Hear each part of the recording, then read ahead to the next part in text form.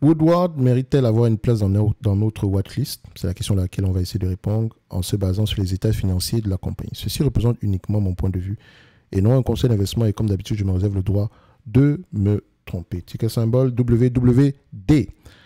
Stabilité ou croissance des revenus, on vérifie, boum, croissance des revenus. Pourquoi? Acquisition organique, vous connaissez la chanson. Ensuite, marge brute, on a des marges brutes qui diminuent. 3% en moins par rapport à la moyenne ici. On devrait aller vérifier pourquoi. D'accord? Est-ce que les marges brutes qui diminuent, ça va également avec des marges EBITDA qui diminuent? Non, on a plutôt des marges EBITDA stables. Donc, on a peut-être ici, entre les deux, des dépenses opérationnelles de moins en moins élevées. Assez intéressant également à les regarder. Ensuite, free cash flow, net income, est-ce que les deux vont dans le même sens? Quand on les prend, on les met sur le même graphique. On pourrait se dire que les deux vont dans le même sens ici. On a une variation du BFR, ce qui est normal à cette période-ci.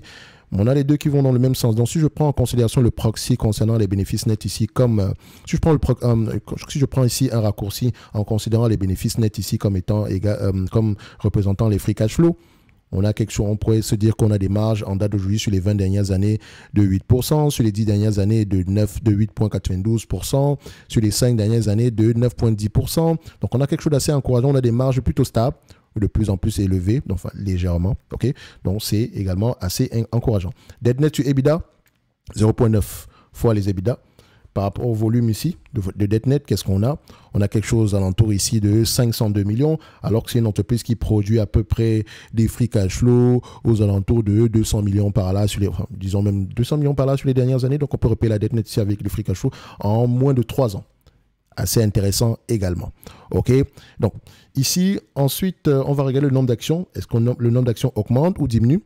Plutôt diminue également ici, on aime ça. Combien de fois les bénéfices le marché a tendance à payer pour ce genre d'entreprise? En prenant en considération ici les 12 prochains mois. Donc, on prend ceci, on met sur le même graphique, on applique à peu près une médiane. On a à peu près 18, disons, je vais l'arrondir à 20 fois les bénéfices. Sur les 20 dernières années, c'est 18,9, 10 dernières années, 21, enfin 22. En date d'aujourd'hui, on a plutôt du 29 fois 30 fois les bénéfices presque. Et donc, quand je prends mon graphique ici, donc, je rappelle que vous avez 25% de réduction en passant par mon lien d'affiliation pour Fastgraft, OK, en description de la vidéo. Ça vous permet d'identifier si une entreprise intéressante ou pas. Juste en regardant cette courbe ici, je sais que ça peut être intéressant d'aller regarder un peu en profondeur Woodward, OK, au-delà des chiffres, OK. So, le marché a tendance à payer en moyenne sur cette compagnie à peu près une vingtaine de fois les bénéfices, OK.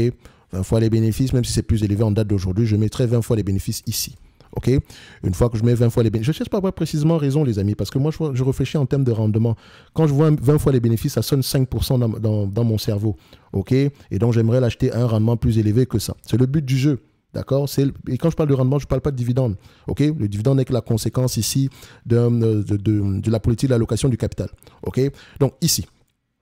Est-ce que c'est un business prévisible? Sur les dernières années, les analystes ont tendance à faire de bonnes prévisions 66% du temps. Et encore, on devrait regarder pourquoi est-ce que sur les 66% du temps, ils se sont trompés à quelle période? Entre 2020 et 2022. Donc, on doit aller vérifier pourquoi. Peut-être que c'est de plus en plus, le business était de moins en moins prévisible depuis cette période-là. Ou bien c'était une période exceptionnelle. La pandémie est peut-être passée par là, etc. Donc, il y a des questions à poser à ce niveau. OK? Donc, si je le prends à 20 fois les bénéfices, on me demande de payer en date d'aujourd'hui. 173 $, un business qui pourrait me rapporter 7,60 $ d'ici, enfin 7,56 $, 7,60 $ d'ici 2026. Et donc, quand je regarde ça, ça donne à peu près 4% de rendement. Donc, pourquoi est-ce que le marché paye des multiples assez élevés en date d'aujourd'hui? Peut-être parce que le marché s'attend à une croissance, vous voyez, 20% par rapport à 2025, peut-être au-delà de 2026, une croissance moyenne de 20%. Pourquoi? Est-ce qu'un carnet de commandes de plus en plus plein ou ce genre de choses-là? Il faudrait aller vérifier en profondeur. Moi, à mon niveau, je n'extrapole pas. Même si on s'attend à quelque chose de plus en plus élevé ici, j'aimerais déjà l'avoir à un prix aux alentours des 151 $ l'action.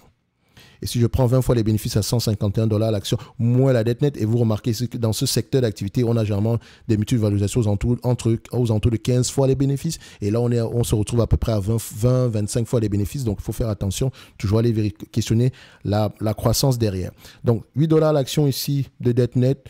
Donc, quand on prend le 8 $ l'action, moins le 151 ici, donc disons, ça donne à peu près 140 $ par là. Donc, j'arrondis 151, moins 8 $ pour ceux qui aiment la précision, ça donne à peu près 143 $ si vous voulez. OK? Donc, moi, je mettrais dans mon target 143 $. Point. OK? Si on ne vient pas me chercher en dessous de ces niveaux-là, je préfère rester sur les lignes de côté. Ça, ce n'est que mon avis.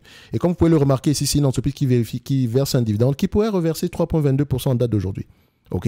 Et si les bénéfices nets attendus pour 2026 se réalisent, on pourrait avoir à peu près du 4% par là. Est-ce que les analystes sont de plus en plus optimistes sur ce business par rapport à il y a 6 mois? Oui. 7,09 $ il y a 6 mois, aujourd'hui c'est 7,56 $.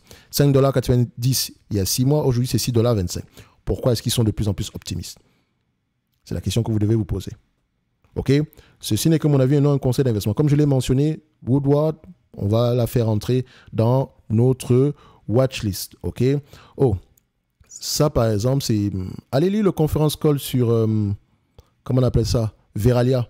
D'accord? Ça, c'est un bout du conference call de Veralia. Recherchez les mots-clés capacity, inventory, destocking, pricing, volume, outlook, si vous voulez, outlook, comme vous voulez, outlook, moi je mets comme ça. Donc, allez-y, recherchez ces mots-clés-là. D'accord? Si vous avez du Veralia en portefeuille, vous allez voir que les attentes de 2024, d'accord, sont basées sur des hypothèses bien définies. Et le management vous mentionnait que si une de ces hypothèses-là ne se réalise pas, ça va être compliqué. OK? Donc, c'est mentionné depuis... vous pouvez également rechercher expansion comme mot-clé. Et donc, il y a beaucoup de choses à apprendre sur le dernier conference call de Veralia. D'accord? Si vous avez du Veralia en portefeuille, je vous dirais, c'est pas la... Voilà. Et que vous voulez vendre du Veralia, je vous encourage déjà à écouter le conference call, à lire les rapports financiers, d'accord?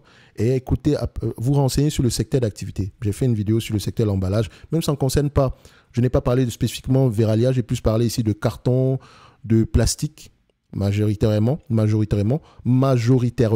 d'accord? Donc, Veralia fait partie du marché de l'emballage ici, et on parlait déjà ici d'inventaire à cette période-là, tout simplement parce que pendant la pandémie, nos clients finaux ont commandé énormément de produits, etc., blablabla.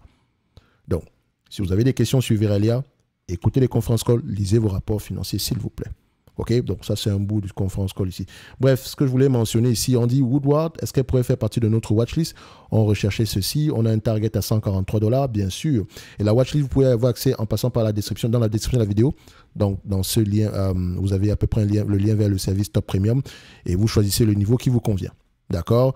Et donc, on vient ici. 143 $ en date d'aujourd'hui. Et je sais que si j'ai accès à cette watchlist-ci, à la watchlist, OK, Woodward ne sera peut-être pas intéressante pour moi. Dans tous les cas de figure, si l'entreprise apparaît ici, c'est toujours intéressant de creuser un tout petit peu plus que ça. OK? Donc, ce n'est que mon avis sur cette compagnie et on se donne rendez-vous sur la prochaine vidéo. Un like, un abonnement, un commentaire, ça fait toujours plaisir. Merci.